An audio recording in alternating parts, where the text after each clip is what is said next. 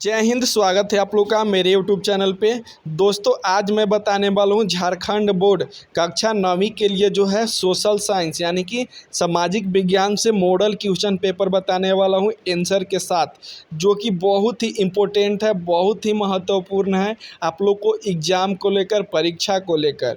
आप लोग को 29 और 30 का जो एग्ज़ाम है 29 जनवरी एवं 30 जनवरी का, उसमें जो है ये सारे वीडियो जो है आप लोग के लिए बहुत ही हेल्पफुल करेगी। अगर आप लोग इसको अच्छा से पढ़ लेते हैं तो आप लोग को जो 40 नंबर में से 35 प्लस आएगा इस वीडियो को देखने के बाद, अगर आप लोग अच्छा से पढ़ के इसको रट लेते हैं, याद कर लेते हैं तो चलिए वीडियो को स्टार्ट करते हैं। वीडियो में आगे बढ़ने से पहले मैं बता दूं कि अगर आप लोग मेरे यूट्यूब चैनल पे पहली बार आए हैं तो ज़रूर मेरे यूट्यूब चैनल को सब्सक्राइब करके बेल आइकन को प्रेस कर लीजिएगा और अपने दोस्तों के पास शेयर कीजिएगा। तो चलिए बिना देर के वीडियो को स्टार्ट करते हैं। तो देखिए पहला क्वेश्चन दिया हुआ है यहाँ पे। पहला क्वेश्चन दिया हुआ है, जो जल भाग 3 ओर से स्थल भाग से गिरा हो उसे क्या कहते हैं। तो जो जल भाग जो है 3 ओर से जो है अगर स्थल से गिरा होता है तो उसको हम लोग खाड़ी कहते हैं, खाड़ी। तो इसलिए इसका ऑप्शन नंबर बी हो जाएगा, खाड़ी। नेक्स्ट क्वेश्चन देखिए आते हैं, निम्नलिखित में से कौन झारखंड के पड़ोसी राज्यों का समूह है। तो इसका ऑप्शन नंबर ए हो जाएगा, बिहार, पश्चिम बंगाल, उड़ीसा, छत्तीसगढ़ और उत्तर प्रदेश। ठीक है। नेक्स्ट क्वेश्चन देखिए आता है, निम्नलिखित में से कौन सुमेलित नहीं है। तो इसका ऑप्शन नंबर डी हो जाएगा, प्रायद्वीपीय पठार उत्तरी सरकार। ठीक है। नेक्स्ट क्वेश्चन देखिए आता है, निम्नलिखित में से कौन सबसे सघन जनसंख्या वाला प्रदेश है। तो इसका ऑप्शन नंबर बी हो जाएगा, उत्तरी मैदान जो है सबसे सघन जनसंख्या वाला प्रदेश है। नेक्स्ट क्वेश्चन देखिए आते हैं, गंगा नदी में सालों भर जल प्रवाहित होता है। कारण, गंगा नदी हिमालय से निकलने वाली नदी है और गर्मी से हिमालय के बर्फ पिघलने से गंगा नदी को जल प्राप्त होता है। तो इसका ऑप्शन नंबर डी हो जाएगा, कथन और कारण दोनों सही है। ठीक है। नेक्स्ट क्वेश्चन देखिए आते हैं, भारत में नदियों का महत्व किन क्षेत्रों में है। तो भारत में जो नदियों का महत्व है सिंचाई के क्षेत्र में भी है, नौ संचालन के क्षेत्र में भी है और जल विद्युत के क्षेत्र में भी है। इसलिए इसका ऑप्शन नंबर डी हो जाएगा, उपरोक्त सभी के क्षेत्र में। नेक्स्ट क्वेश्चन देखिए आते हैं, भारत में मानसून के आगमन के साथ कौन सी ऋतु का आरंभ होता है। तो भारत में जब मानसून आती है उस समय जो है वर्षा ऋतु स्टार्ट हो जाती है। इसलिए इसका ऑप्शन नंबर बी हो जाएगा, वर्षा ऋतु। नेक्स्ट क्वेश्चन देखिए आते हैं, जहाँ 200 सेंटीमीटर से अधिक वर्षा होती है वहाँ किस तरह के वन पाए जाते हैं।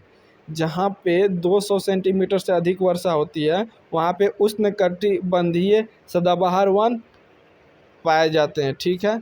नेक्स्ट क्वेश्चन देखिए, प्रति 1000 पुरुषों पर महिलाओं की संख्या को क्या कहते हैं। तो उसको हम लोग लिंग अनुपात बोलते हैं, इसलिए इसका ऑप्शन नंबर सी हो जाएगा। नेक्स्ट क्वेश्चन देखिए, निम्नलिखित में कौन जन्म दर का सही अर्थ है। तो इसका ऑप्शन नंबर ए हो जाएगा, एक वर्ष में प्रति 1000 व्यक्तियों में जितने जीवित बच्चों का जन्म होता है। क्वेश्चन नंबर 11 देखिए दिया हुआ है, किसी भी देश में कानून बचाने का सबसे अधिकार किसको होता है। तो इसका ऑप्शन नंबर सी हो जाएगा, संसद के पास होता है। नेक्स्ट क्वेश्चन देखिए, दक्षिण अफ्रीका में रंग भेद कब खत्म हुआ। तो दक्षिण अफ्रीका में जो रंग भेद हुआ 26 अप्रैल 1994 में खत्म हुआ था। नेक्स्ट क्वेश्चन देखिए, लोकतंत्र जनता के द्वारा और जनता के लिए शासन है, यह परिभाषा किसने दी। तो इसका ऑप्शन नंबर ई हो जाएगा, अब्राहम लिंकन ने। नेक्स्ट क्वेश्चन देखिए आते हैं, संविधान सभा की पहली बैठक कब हुई थी। तो संविधान सभा की जो पहली बैठक हुई थी वो दिसंबर 1946 यानी कि 1946 में हुआ था। नेक्स्ट क्वेश्चन देखिए आते हैं, लोकसभा चुनाव के लिए भारत को कितने निर्वाचन क्षेत्रों में बांटा गया। तो इसका ऑप्शन नंबर बी हो जाएगा, 543। नेक्स्ट क्वेश्चन आता है, हमारा संविधान हमें कितने मौलिक अधिकार प्रदान करता है। तो इसका ऑप्शन नंबर बी हो जाएगा, 6 मौलिक अधिकार हमारा संविधान जो है हमें प्राप्त कराता है। नेक्स्ट क्वेश्चन देखिए आता है, निम्नलिखित में कौन राजनीतिक कार्यपालिका का हिस्सा होता है। तो इसका ऑप्शन नंबर सी हो जाएगा, गृह मंत्री जो है राजनीतिक कार्यपालिका का हिस्सा होते हैं। नेक्स्ट क्वेश्चन देखिए आते हैं, सरकारी निर्णय से उठने वाले विवादों का निपटारा कौन करता है। तो इसका ऑप्शन नंबर ए हो जाएगा, सर्वोच्च न्यायालय। इसके बाद अगला क्वेश्चन आता है, देखिए क्वेश्चन नंबर 19, किसके नेतृत्व वाली पार्टी ने 1971 के लोकसभा चुनाव में गरीबी हटाओ का नारा दिया था? तो इसका ऑप्शन नंबर बी हो जाएगा, इंदिरा गांधी ने। नेक्स्ट क्वेश्चन देखिए आता है, केंद्र सरकार का प्रमुख कौन होता है? तो केंद्र सरकार का जो प्रमुख होता है वो कौन होता है? प्रधानमंत्री होते हैं, इसलिए इसका ऑप्शन नंबर सी हो जाएगा, प्रधानमंत्री। नेक्स्ट क्वेश्चन देखिए आते हैं, एक वर्ष में किसी भूमि पर एक से ज़्यादा फसल पैदा करने की विधि क्या कहलाती है? तो इसका ऑप्शन नंबर बी हो जाएगा, बहुविध फसल प्रणाली।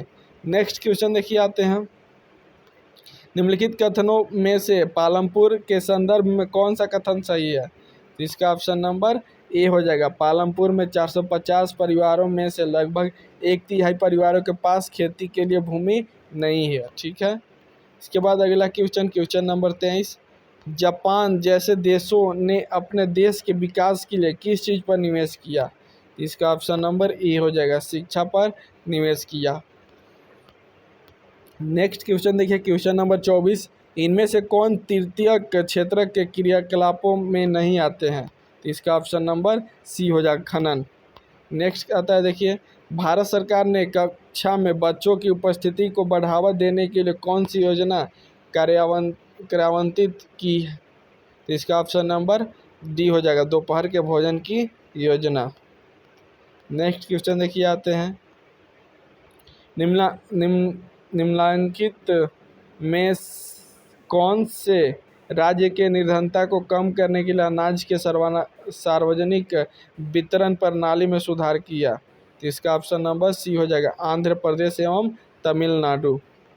नेक्स्ट क्वेश्चन देखिए आते हैं, निम्नलिखित में से भारत सरकार के किस कार्यक्रम के अंतर्गत अगर आवेदक को 15 दिनों के अंदर रोजगार उपलब्ध नहीं कराया गया तो वह दैनिक बेरोजगार भत्ते का हकदार होगा? तो इसका ऑप्शन नंबर बी हो जाएगा, राष्ट्रीय रोजगार गारंटी कोष। नेक्स्ट क्वेश्चन देखिए, भारत में ग्रामीण क्षेत्र में प्रतिदिन प्रति व्यक्ति कितनी कैलोरी की आवश्यकता स्वीकृत की गई है? तो इसका ऑप्शन नंबर ए हो जाएगा, 2400 कैलोरी। नेक्स्ट क्वेश्चन देखिए आता है, किसके माध्यम से अधिप्राप्त अनाज, गेहूं और चावल के भंडारण का बफर स्टॉक बनाया जाता है?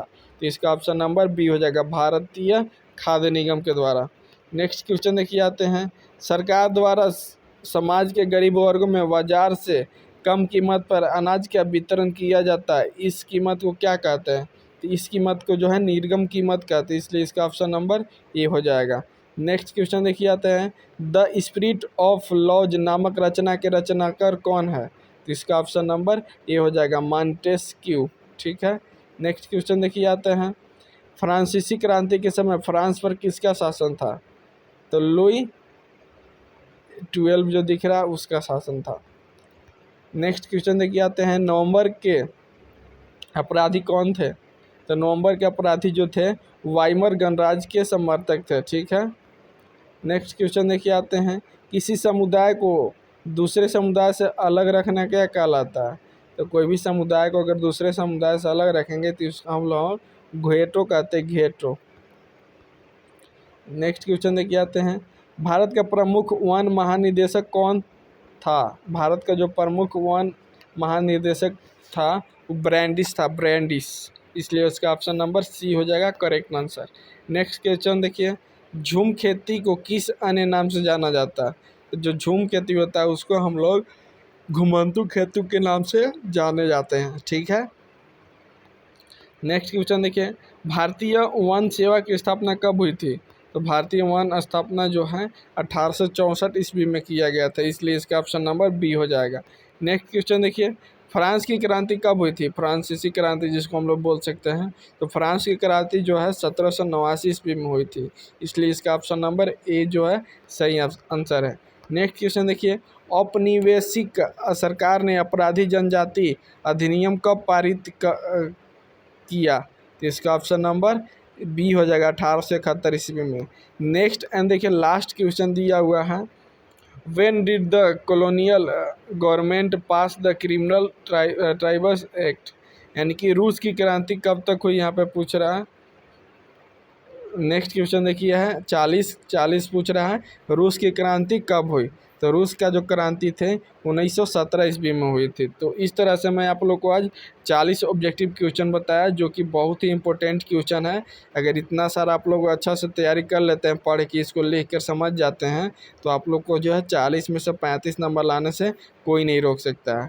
तो चलिए दोस्तों, आज के लिए इतना ही। अगर वीडियो अच्छा लगा होगा तो ज़रूर मेरे यूट्यूब चैनल को सब्सक्राइब करके बेल आइकन को प्रेस कर लीजिएगा। तो मिलते हैं एक नए वीडियो के साथ, तब तक के लिए जय हिंद, वंदे मातरम।